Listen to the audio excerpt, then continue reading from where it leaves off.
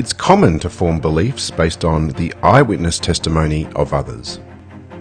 How reliable that type of evidence is really depends, I think, on the quality of the background evidence that is consistent with and corroborative of the claim the eyewitness testimony is supportive of. For example, my son tells me that he tripped over and grazed his knee on the ground at lunchtime. I've always found him and others to be truthful about claims of this nature in the past. It's not extraordinary in the sense that there's a lot of quality background evidence that this sort of thing happens to people. We've all experienced it, either ourselves or through seeing others fall and hurt themselves.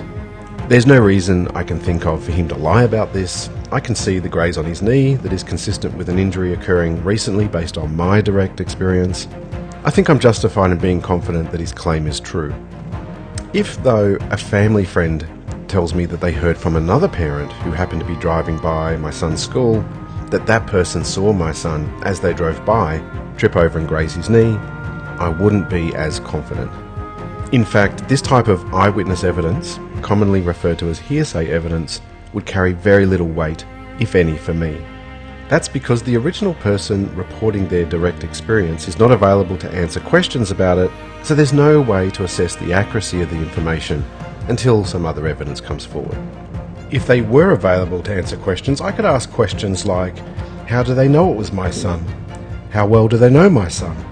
And they might give away other clues like how far away they were at the time, or how fast they were driving, or how long they were looking in that direction, and so on. Hearsay evidence is often based on incomplete or inaccurate information, and there's a risk that it's been influenced by filtering errors, interpretation errors, and or the motives of or social influences surrounding the person who initially made the statement. A game I played in school when I was young, known as Pass the Message, is a good example of how unreliable hearsay evidence can be. In this game, a message is whispered from one person to another in a chain, and by the time it reaches the end of the chain, the message has often been distorted or changed in some way. This happens because each person in the chain is interpreting and repeating the message based on their own understanding and memory of what they heard, and based on their own biases that have influenced them, and this can lead to all sorts of errors and misinterpretations. And each time the message is passed along the chain, there's a risk of further distortion as the message becomes more removed from the original source. This game demonstrates that even a simple message can become unreliable as it's passed along a chain of people. Similarly, hearsay evidence can become unreliable as it is repeated from one person to another. This is why the legal system generally does not consider hearsay evidence to be reliable and does not give it any weight in court. In fact, it's typically excluded from being presented as evidence at all because it's considered to be of zero weight, except in certain limited circumstances. And if the quality of the evidence is poor, having a large quantity of poor evidence will not make the case any stronger. Ultimately, the strength of the evidence depends on its quality rather than its quantity.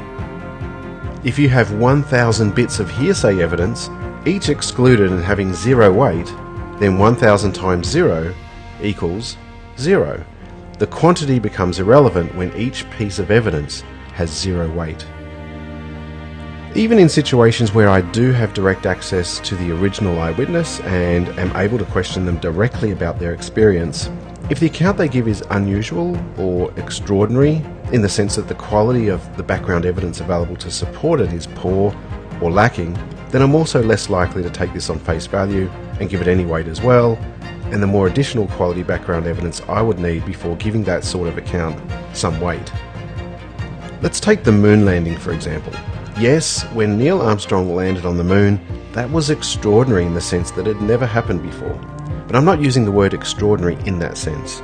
By the time that event was being broadcasted to millions of people around the world, there was an enormous amount of quality background evidence leading up to that to give one confidence that what was happening was actually true. Much of the technology needed to get to the lunar surface and return didn't actually exist at the time of Kennedy's famous 1962 speech. And over 400,000 people were involved in devising new inventions and techniques in order to make it possible over that 7-year period. And there were a number of Apollo missions to the moon that preceded the Apollo 11 landing, each one helping to clear obstacles that stood between America and the moon. And I think that we all know from our own direct life experience that getting a large group of people to keep a secret is really quite difficult. And so with 400,000 people working over 7 years to make this happen and reporting in the news along the way all of their successes, all of this checkable by anyone at the time and still checkable today, I would say it was perfectly reasonable for people at the time to believe that the moon landing was real, not extraordinary at all in that sense. There was a lot of quality background evidence for that novel event. So I think that our confidence in eyewitness testimony should be proportionate to the quality of the background evidence available to support it, mostly because the human mind is susceptible to filtering errors, interpretation errors, and motivated reasoning, and it can be easily influenced by preconceived beliefs, cultural expectations, and social pressure. Check out my videos for examples of these, and for examples of the criteria that I value for assessing the quality of evidence and for assessing when I should be confident. I'll leave the links for these in the description below. So those are some of my thoughts on the reliability of eyewitness testimony, and here are some questions to help us to explore how someone knows that the eyewitness evidence they are relying on to justify their confidence in a claim is reliable. 1. Is this something you directly experienced yourself or something that someone else experienced? 2. How reliable is information that is passed down from person to person typically? 3. How good an opportunity did you have to view this directly yourself? 4. What barriers might there have been to observing this accurately? 5. Is this the sort of thing that people normally remember and recall accurately? 6. What details can you provide about what you experienced? 7. Did anyone else see this or talk to you about it at the time? What did they say about it to you? 8. What other evidence was there or is there for this? 9. How long after the event did you record what you had observed? 10. How long after the event did other people record what they had observed? 11. What sort of influence, if any, has this experience had on other beliefs that are important to you? 12. What sort of impact has this experience had on your life? And 13. How would life be different if you did not experience this? I hope these questions are helpful. Please remember, if you like these videos and want to see more and haven't yet already done so, then please hit the subscribe and notification buttons below. Take care and thanks for watching.